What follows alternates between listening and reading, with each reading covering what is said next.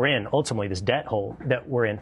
I would love to, let's talk a little bit more about behind that desk. I have been fascinated with you, your life, your career.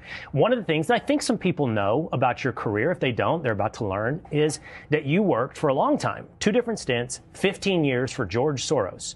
And there's a lot of people watching, I'm sure you know, Mr. Secretary, like, what? The Secretary worked for George Soros? There's a lot of people, perhaps me included, that have a lot of doubts about this man. So I would ask you, what do we misunderstand about George Soros? Well, a couple of things. My job for him was working at the investment side, never on the foundation side, and those were kept very separate.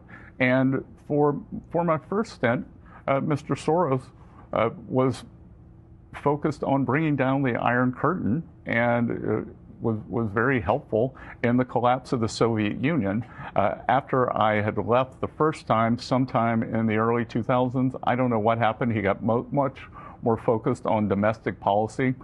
He and I rarely talked about politics. We haven't spoken since just after President Trump was elected in 2016. Haven't spoken in 10 years. And I would tell you that we had a very robust discussion, and election night 2016 was one of the 3 best periods I've ever had for money making, because I thought President Trump was going to win.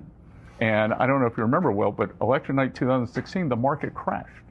Market crashed, and that was one of the greatest buying opportunities of all time, because I'm sitting there and I'm thinking, this is the most pro-business president probably since Calvin Coolidge. And I later found out that George Soros was the one selling the market. He was crashing the market, lost several $billions that night, and myself and several others made a lot of money for our investors the next few weeks. We have a couple minutes.